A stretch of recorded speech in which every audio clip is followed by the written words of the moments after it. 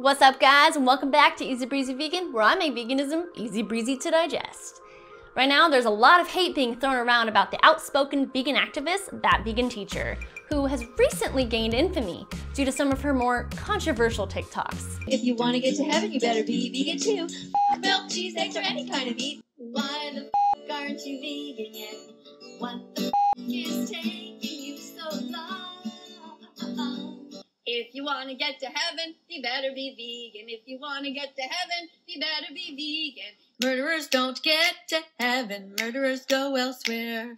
Yeah, I guess I could see why people aren't happy with those. Today, I'm going to talk about how I feel about her videos and some other controversial vegan activists who have been under scrutiny lately. Before we dive in though, please hit that like button for me and don't forget to subscribe and hit that notification bell as well so you can stay up to date with all the easy breezy things.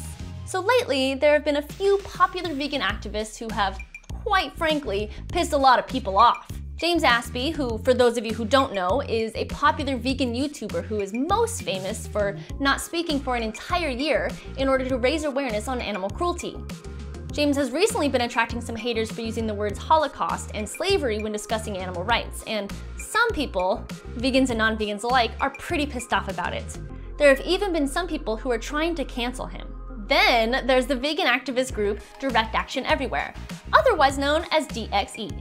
DXE is known for using in-your-face tactics when it comes to veganism. These tactics include groups of activists going into supermarkets or restaurants where meat is for sale, chanting into megaphones, and holding signs with vegan messages on them.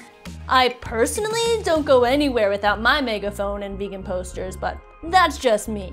It's obvious why some non-vegans would be against these tactics, but there are also some people in the vegan community as well who believe that they do more harm than good. A lot of people think that DXE is overly aggressive, which I can understand.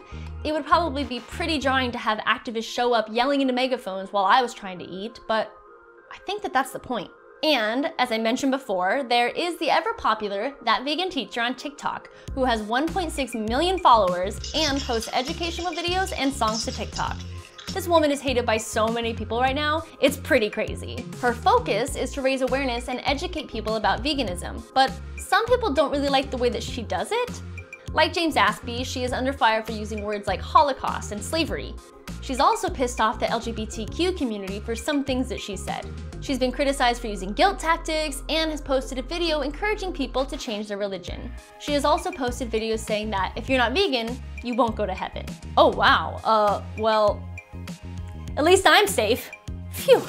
Basically, if there's a group of people that could be triggered by something, That Vegan Teacher has triggered them. A lot of people are attacking these vegan activists, saying that their tactics are too aggressive or are offensive, and think that these activists are actually doing more harm than good to the vegan movement. For me, I can kind of see it both ways. Are you kidding me? You can't see things from both sides. Hear me out. I see how these tactics can be harmful. A lot of people might get offended or pissed off at these individuals and might choose to never give veganism a chance because of them. I think vegans are worried that non-vegans are going to think that these more aggressive, in-your-face vegans represent the whole of veganism and will therefore be turned off from veganism. They think that these more extreme vegans are giving veganism a bad rap, but I think that that's just a little ridiculous.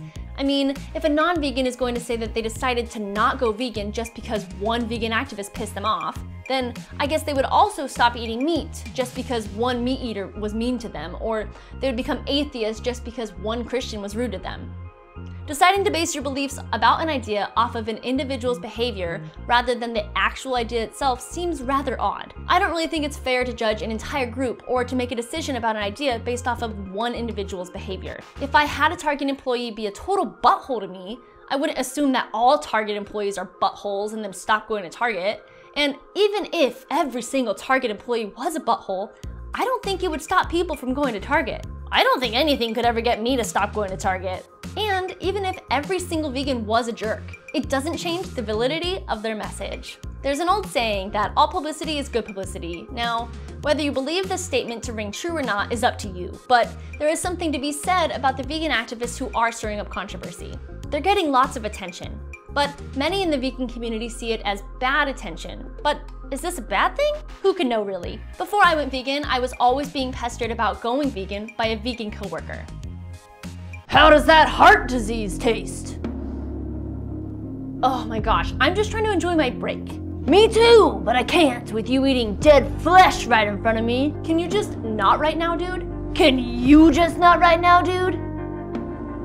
This guy was pretty relentless and he really drove me crazy, but after I became vegan, I thanked him. At the time, he annoyed me, but he also planted some seeds and got me thinking about veganism, and I think it's possible that these controversial activists might also be planting seeds. It's impossible to plant seeds in someone's mind if you can't get their attention, and that's just what these activists are doing, getting people's attention. Now, I don't think that every vegan activist and YouTuber and TikToker and Instagrammer should just run out and just try to piss people off to get their attention, but different people are going to react differently to different tactics. Some people might respond to guilt, some people to seeing slaughter videos, and some people by learning about health aspects of veganism. And some people are going to respond better to an Earthling Ed type activist who is typically kind, peaceful, and level-headed.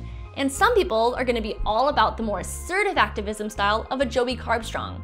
Now, we all have the power to get triggered, and we all have the power to not watch the people that trigger us. So, if a particular activist isn't your style or says things that piss you off and you don't agree with, then don't watch them. Veganism is a really important topic, and if you don't like one activist style, there's so many others that you might like more.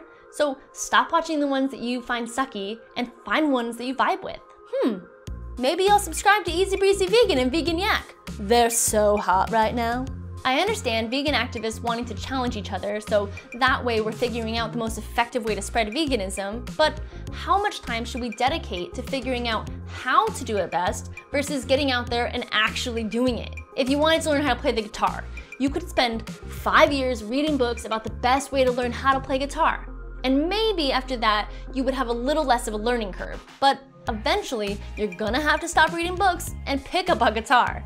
All right, I did it. I read every single guitar book there is known to man. I think it's time.